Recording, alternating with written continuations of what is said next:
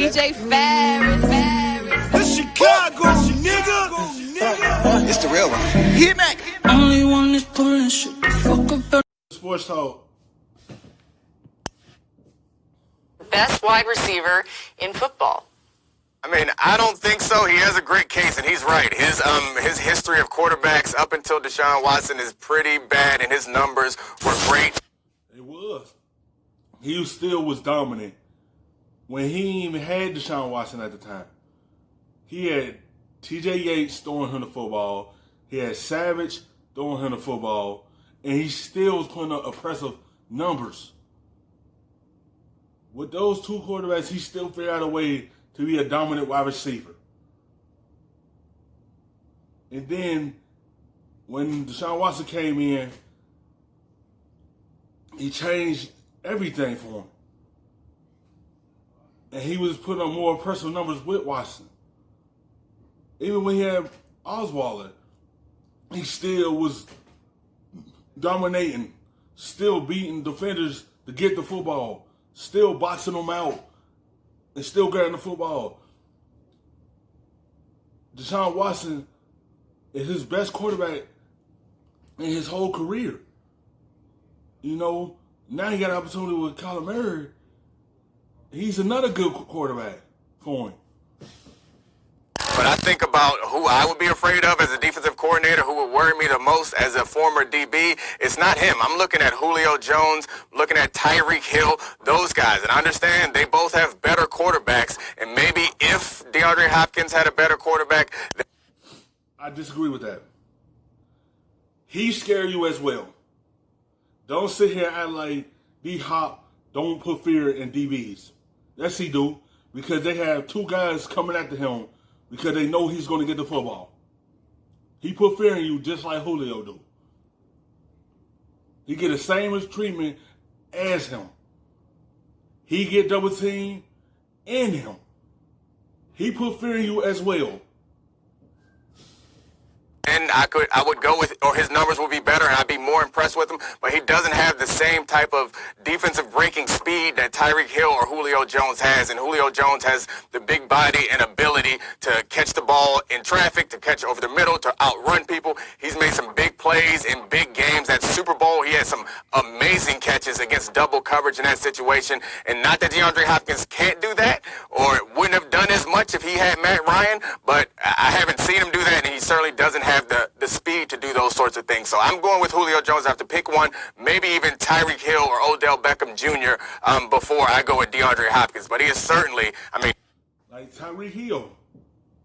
Tyreek Hill, he had Alex Smith, was a good quarterback, especially Patrick Mahomes throwing him the football. He had a top-notch quarterback in Patrick Mahomes throwing him the football. Tyreek Hill had good quarterbacks throwing him the football. Julio had Matt Ryan his whole career. DeAndre Hopkins had to go through, 3 okay quarterbacks until he got Deshaun Watson. no one should feel bad if you have DeAndre Hopkins as your receiver, as your number one receiver. He is one of the best in the league by far. Look, this is the question. Is he the best? I think he has a hell of a case, and in fact, I think he would probably win the case based on the evidence. Now, there's a difference between asking me, would I take him? Do I think he's the best in my heart of hearts? No, I don't. But if I had to sit down and actually make kind of like a legalistic case, right, like the most rational case, I think he wins it, guys. Julio Jones is the best overall package. That's pretty, like, size. What does Julio Jones lack? Odell is the most talented I think I've ever seen. Antonio Brown's not in the league anymore, right? Like, those were the top three. And then there was A.J. Green, DeAndre Hopkins, Michael Thomas. Well, A.J. Green's been banged up, whatever. Okay, let's table that. And he was generally considered fourth on that list. And in the last couple of years, people have recognized Thomas and Hopkins. Now, Hopkins, has he had Drew Brees, as he points out? No, he hasn't. And yet he still puts up those numbers. Thomas is, like, you can say, well, actually the best team. That's what I'm saying. He still put up numbers It don't matter what quarterback was throwing him the football, he still figured out a way to put up excellent numbers without even having a top quarterback. He still figured out a way to put up those numbers. And you can argue he is one of the best wide receivers in the league. Michael Thomas have Drew Brees. Don't get me wrong, Michael Thomas is an excellent wide receiver. Like anyone that gonna be the safest quarterback after Drew Brees, they know they have a true number one in Michael Thomas. But he have Drew Brees. This can be made just in terms of productivity by Michael Thomas. But you can recognize, though he accounts for a huge part of that offense and percentage of the offense, no question about it, it's still Drew Brees and Sean Payton and stability and usually a great someone out of the backfield, Kamara usually, but and there have been others. You know, they have a really perfect situation for him, and he's produced. But this isn't simply Michael Thomas or Adam Thielen, who for a time was the NFL's most productive receiver, but you may point to some other receiver and say, yeah, but he beats his man better in single coverage. Like, there are things he can do if you isolate the talent that separate him a little bit from Thielen. But is DeAndre Hopkins really in that situation? Has he been in that situation where, oh, this is just perfect for him? No. He's not a product of a system. He does not have the most eye-popping talent. He has not had the most stability. Guys, all he does is produce. That's all he does. Last year they didn't drop a pass. In the entire time, it's been 13 years now, they've been tracking this. He's had... Come on. Haven't dropped a pass. That show you his hands are lethal. Haven't dropped a pass. He's going to make a big difference for Kyler Murray. He's going to change the Cardinals. It don't matter how it is, how y'all think. A man that haven't dropped a pass, that show you he is reliable. It don't matter who throwing him the football, he always figure out how to get the ball. The most receptions without a dropped pass. The guy is unbelievable. So if you're it's two different questions really, like, who do I think has the best case for best wideout? I think Hopkins is right. Whether or not I believe that, if I'm actually forced to look at it rationally, I don't think I could prove otherwise. I think DeAndre has the best case. Yeah, I'm probably going to fall somewhere here in the middle. Look, I agree with Dominique as far as a former DB. If I'm lining up out there and I see Julio or I see Tyreek, look, speed is probably the number one thing that scares you as a DB because you know there's just nothing you can do about it. Sometimes people are just going to run past you. Or if they run past you, that's it. That's it. I mean, there's nothing you can do about that. As far as, look, if I needed one guy to make one catch, okay, all things being... Y'all saying... Yes, Tyreek Hill have a speed to get behind a DB. Yes, Julio have speed to get behind a DB. Hopkins don't have the speed, but he still could get behind a DB. No matter what. Trust me, anyone that go play the Cardinals, you gonna see two guys go his way. He put fear in you, even though he can't really beat the DBs, he still put fear in you because of what he's done on the field. They gonna still game plan and try to take him at the game. They still gonna try to figure out another wide receiver to beat them and not let Hopkins beat them. He might not have the breakaway speed like Julio or Tyreek Hill, but he still put fear in that defense.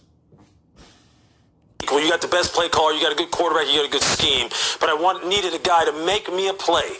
Make me a play with the game on the line, to run the best route with the most amount of strength, the most amount of precision to come down with that football. I'm going with Mike Thomas. I'm going with him because I think over the past 3 years, I haven't seen a wide receiver punk DBs on a regular basis the way I've seen Michael Thomas do it. Okay, he takes people at the line of scrimmage. Michael Thomas the same way. He don't beat DBs. He do the same thing Hopkins do. Box out DBs. He don't have that breakaway speed. He the same way. Hopkins made clutch catches at the end of the games as well.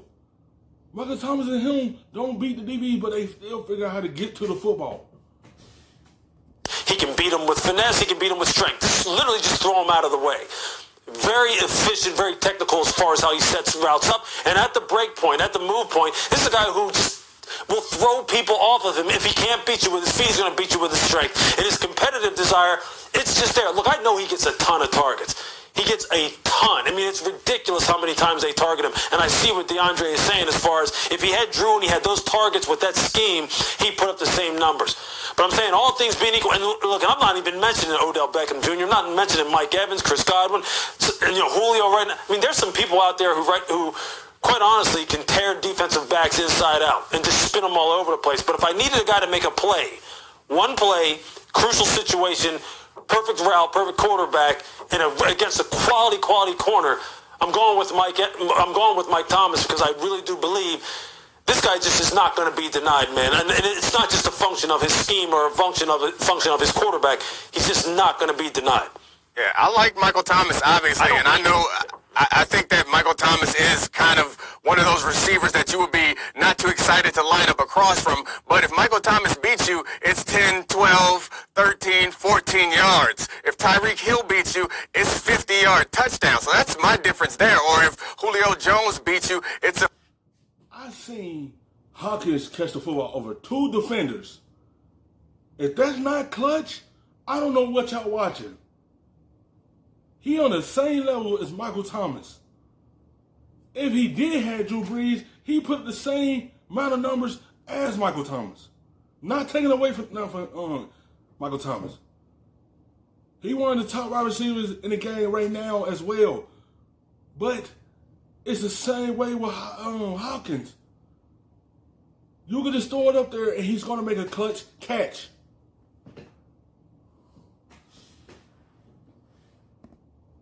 It could be a 50-yard touchdown. And I think that Mike Thomas could argue that maybe the reason why he doesn't have those big plays, he could argue that it's because Drew Brees' arm strength has waned, and this is the offense that he's in. It's kind of a short pass offense, so maybe he has an ability that we haven't seen in the same way that DeAndre Hopkins could argue that his numbers are different because he doesn't have the perfect quarterback for that situation. I certainly think Tyreek Hill's numbers are inflated because of Patrick Mahomes, but that's the world we live in. Tyreek Hill gets Patrick Mahomes, and that receiver right there scares the hell out of me.